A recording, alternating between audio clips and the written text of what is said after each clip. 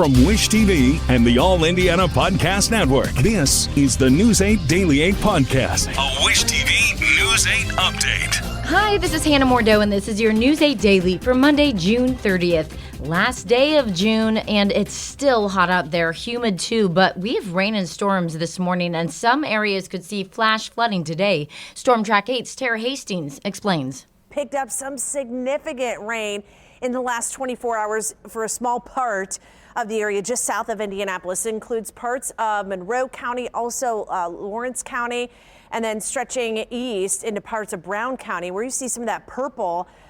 There's radar estimates of 6+ inches of rainfall. So significant rain in a short period of time south of Indianapolis. Much of that rain now moving off to the east of us. We've got a few spotty showers here, there, and even some thunderstorms across parts of Indiana for this morning.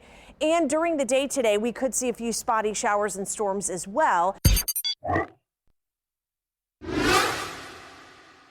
Breaking news. Police say one person is dead after an early morning shooting on the east side of Indianapolis. It's the latest of several deadly shootings across the city in the last 2 days. News 8's Hernan Gutierrez went to the scene of this morning's gunfire near 34th and Emerson. Yeah, we're on North Butler Avenue here, and police tell us that that victim was a man. And the police had just left the scene probably within the last 5 minutes. Their main focus during the investigation was this blue house behind this tree here.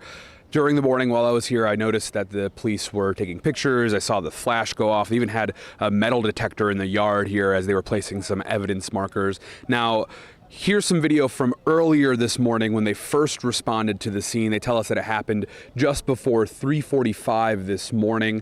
Police on the scene say it happened after some kind of disturbance in the house. IMPD tells us that they are still working to find out more from the people who were here at the scene. The witnesses that we had were pretty upset, and so hopefully now that they've had a chance to calm down, they'll be able to give the detective something, and we'll go from that. This morning's shooting caps off a violent weekend in Indianapolis. 6 people died in 4 separate shootings Saturday and Sunday. The latest was yesterday afternoon near the Community Justice Complex on Southeastern Avenue. IMPD says a man was shot and killed, seemingly in connection to a car crash near College and Mass Ave. Earlier that morning, a shooting in the Butler-Tarkington neighborhood left 2 people dead. Then on Saturday, a woman was killed and a man was wounded in a shooting at Thatcher Park on the near west side. It followed a different shooting near Mithofer Road and East 42nd Street that killed 2 more people and left the 3rd person injured. Police tell us 2 men were arrested for that shooting on Mithofer, though they haven't arrested anyone else in connection to any of those other shootings this weekend, nor anyone in this shooting this morning. Reporting in Indianapolis, I'm Hernan Gutierrez for Wish TV and WishTV.com.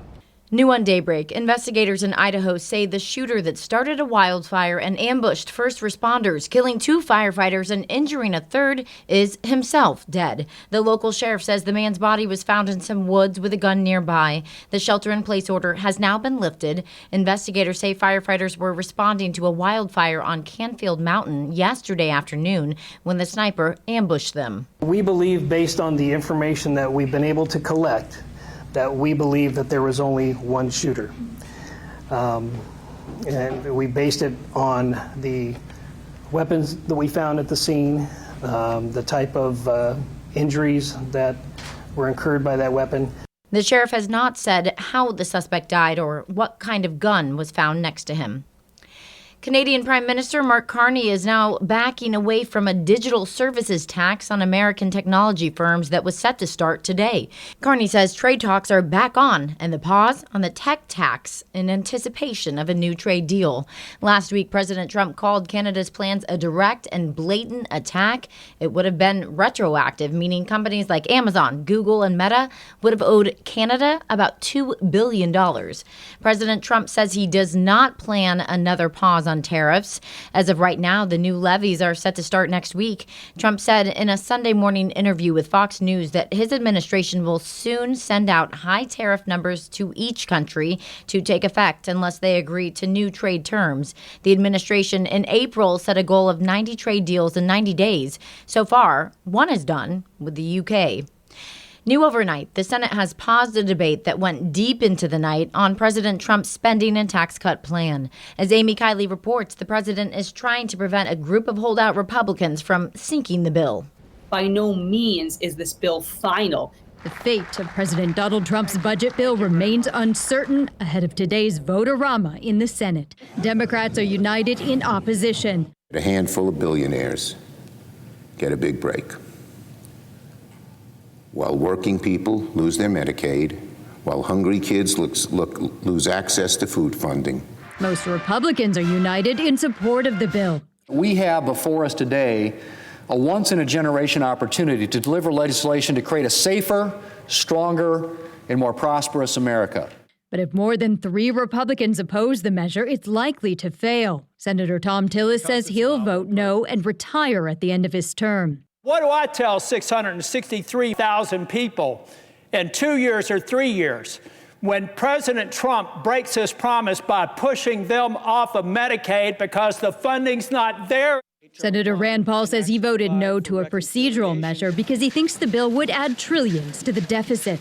That doesn't sound at all conservative to me. Alaska Senator Lisa Murkowski wants carve-outs for her state. Maine Senator Susan Collins is signaling she'll propose an amendment. And Senator Josh Hawley says he'll vote yes, but we can't be cutting health care for working people and for poor people in order to constantly give special tax treatment to corporations. I'm E.Coli for Wish TV, wishtv.com. The head of the United Nations nuclear watchdog says American strikes on Iran did not cause total damage to its nuclear program. The Director General of the International Atomic Energy Agency says Tehran could start enriching uranium in a matter of months. President Trump has claimed the strike had completely and totally obliterated the nuclear program. Iranian leaders have said since the strike that the country's uranium enrichment will never stop. Happening today, the jury is set to start deliberating in the Sean Diddy Combs sex trafficking trial. The jurors will weigh in on charges in the case against the music mogul, which could put him in prison for life. They will have to go through 7 weeks worth of sometimes graphic testimony and evidence about allegations that Combs engaged in violent behavior and that he forced women to be a part of drug-fueled sex marathons. Combs pleaded not guilty to the federal racketeering and sex trafficking charges. He decided to not testify during the trial, and his lawyers did not call any of their own witnesses. His lawyers argue that the sexual acts were consensual. Here in Indianapolis, Eagle Creek Park Beach is closed this morning due to high levels of E.Coli in the water. Park officials say routine testing late last week showed the elevated levels of the bacteria. A doctor at Ascension St. Vincent tells us that E.Coli is always present in the water and typically higher this time of year. But when those levels get too high, you can get sick. Can cause diarrhea, nausea, vomiting, fever. Other ones, if the E. coli gets into your bladder, it can cause symptoms of a urinary tract infection. So burning or peeing frequently, those sorts of things, sometimes fever. That's Dr. Christopher Belcher. He also says that E. coli typically spreads orally through contaminated water or food. He says some strains are especially harmful when they get into the intestinal tract or in blood and urine. Wish TV is your education station. The Indianapolis Public School Board has approved a new AI policy. Our news gathering partners at Chalkbeat, Indiana, report that teachers and staff will only be allowed to use AI tools that get district approval. The new policy also calls for the creation of an AI advisory board to monitor the use of artificial intelligence. The district has completed one phase of a pilot program involving 20 staff members who used AI throughout the year.